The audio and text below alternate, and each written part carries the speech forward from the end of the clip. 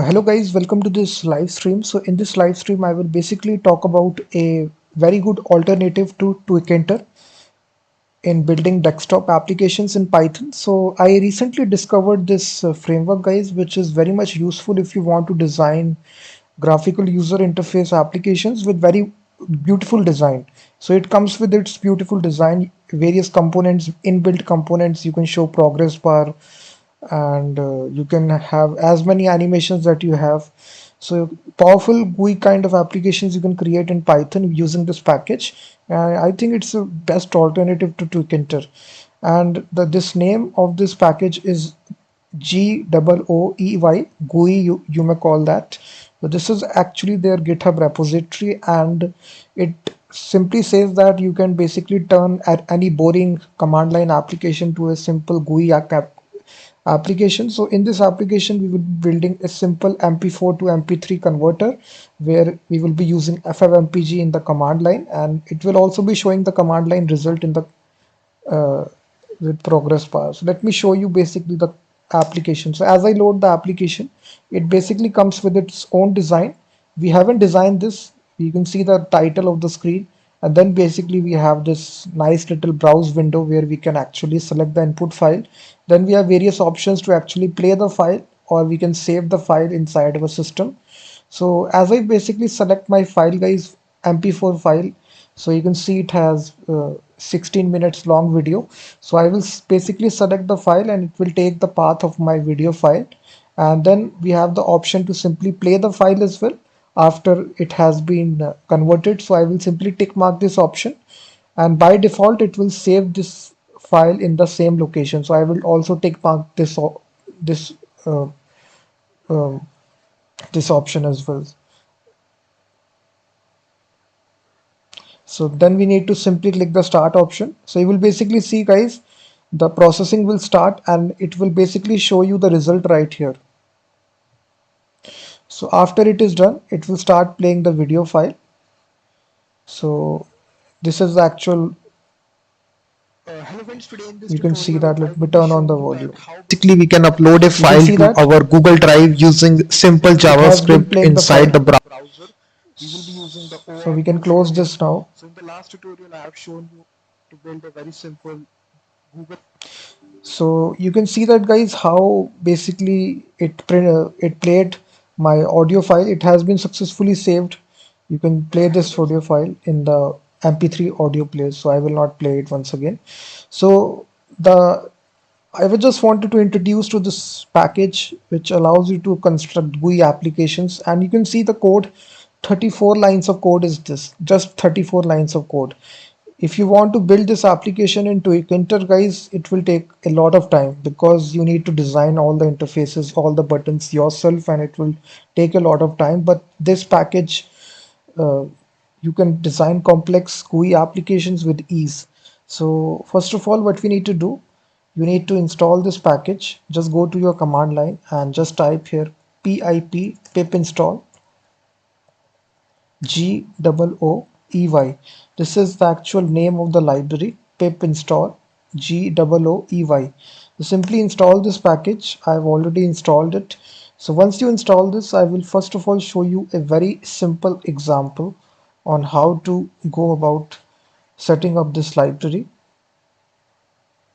So this is very simple example where I will basically show you how to write this. So first of all, from this GUI package, we need to import the base library, which is GUI, and the GUI parser. After you do this, guys, you need to put @ symbol, which defines the starting of this framework. Just write @GUI, and after that, here we will define our main function, which actually comprise whenever you launch the window, your application, it will run the main function automatically. So we can basically call this main function in our name is equal to like this. Here we can actually call the main function. So what it basically does, it actually calls this main function that you see right here. So inside the main function, what we need to do, we need to create actually the parser. And here we will define the GUI parser, and we can basically give a short little description. So this actually will be the title of the program. So I can say greeting program. And then if you want to take some input from the user, guys, if you want to take some input, we can basically add input from user such that we are taking the name from the user. So we can simply say parser dot add argument. So it will actually takes a name for the user. So we will simply basically tell the user what to write here. Help is actually the option. Enter your name. So here we will actually ask the user to enter their name. So if I run this application, what you will see,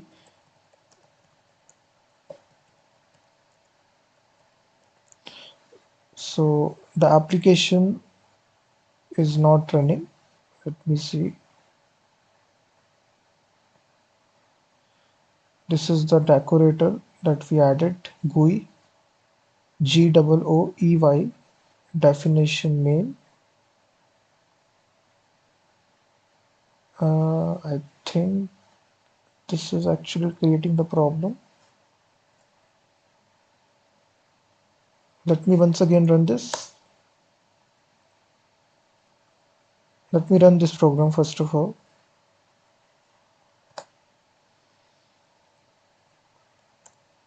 You will see it launched the window.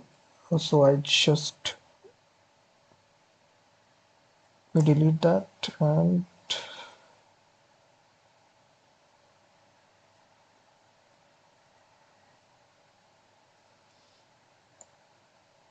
okay, we do need to basically uh, provide this input field as well. So we can say parser parse arguments. So if you just call this now, you will basically see a window has been created. This is actually the icon is given automatically. You don't need to put icon here. Explicitly set the icon. This is the actual title of the window, and here this is the input field where you can actually ask the user their name. So these buttons are added automatically, cancel button, start button. So essentially this actually turns your command line program that you are writing, guys, into a GUI kind of application so that you can clearly see what is happening. It's a very good package. And let's suppose after user writes the name, we will execute a function which is greet. So what this function will do, which will actually print out the name of the person in a window. So greet, it will take the name of the user and simply print this on the screen. So we will simply say hello and name of the user like that. So it so if you just write my name Gautam, so as I write my name, it will simply print out the name, and you can see process completed successfully, program completed successfully. So essentially it's a command line application converted into a GUI, wrapped in a GUI, graphical user interface, so that you can see the result in a better way. You don't need to search in the command line. So essentially it's a command line converted into a GUI. So I think it's a very good package, and based upon now we will now be constructed our main program, which is actually a video to MP3 converter, which actually use the FFMPEG command line. So you should have FFmpeg installed in your command line. So we will be importing the built-in modules, operating system, and the sub process. And then from this GUI package, we need to import the base library of GUI and the GUI parser. And then from datetime, we need to import the datetime package. So now once again, our main, sorry, if so here we need to run the main function. So we will basically define the main function in the, this is a GUI decorator that you need to give. So we have this main function right here. So inside this main function, first of all, we will actually add a simple title. So we can basically provide a description, which is video to MP3 converter. After that, we can simply say parser dot add argument, and here we will simply say input file. So here the user must select the file. So it will be a simple file chooser widget, which is a built-in widget inside this package, which allows you to select files from your local file system. And then we can even add a help option, which here we can simply tell the user select only a video file. So select a video file, and there is a option called as GOOEY GUI underscore options. So here we can basically set the user must only accept video type, so video files. You can define an option. So in this way, the user must be forced to only select the video files. This is actually a wildcard. So we are all only accepting the video files which are MP4, AVI, MOV. So in this way you can do that. So after this, guys, we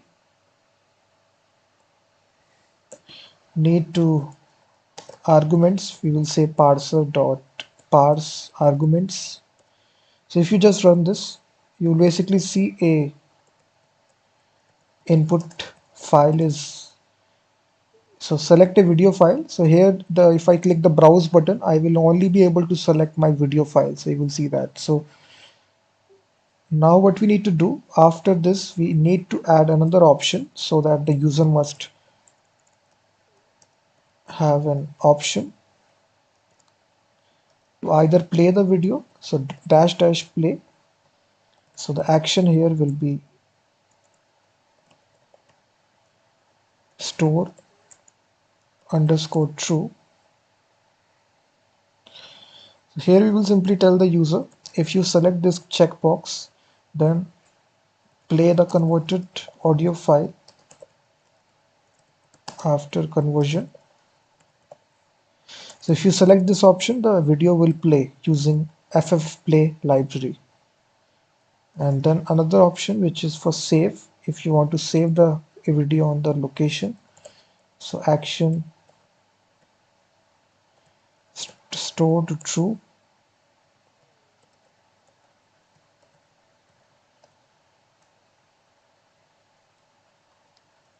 Save the converted file after conversion. So in both the cases we are saving the file, so it doesn't make any sense that we add this option, but for the sake of it we are just adding it. So if you just open this now, you will see these two checkboxes added, and now we just need to actually take this input file that the user select.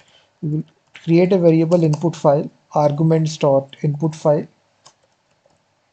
So basically we have given this name parameter right here. This needs to be the same right here. So we are actually getting the video file that the user has actually selected.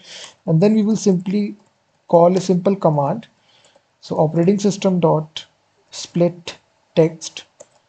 So you will actually give the output file name to be unique every time. So for this uniqueness, we will simply add this underscore, and then we will use this datetime module, which is a built-in module of Python, datetime.now and string ftime.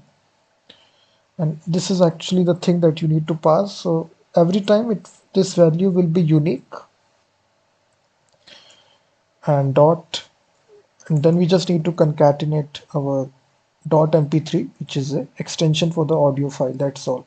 So after you do this, guys, what we need to do, we need to call a function, a custom function, where we pass this input file path and the output file path that we constructed. So now we just need to define this and define this function, which will actually run this simple command. It will take the input file and the output file as an argument. So inside this, basically, guys, it is actually constructing a simple FFMPEG command, ffmpeg-i followed by the input file, and here we will use our GPU guys dash C V H264 and VNC. This is actually for NVIDIA GPU.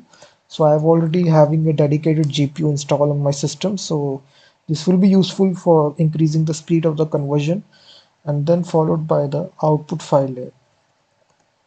That's all. And then we will call the subprocess module to actually run the command, and shell is equal to true. So this will run the command, and after that we also need to play this file. So what we can do, we can say if the arguments dot play was selected, in that case we need to play that file operating system, and we will use the ffplay library which comes within the ffmpeg bundle, which allows you to preview your files or play the converted files. So here we need to pass out output path, so output file, that's all.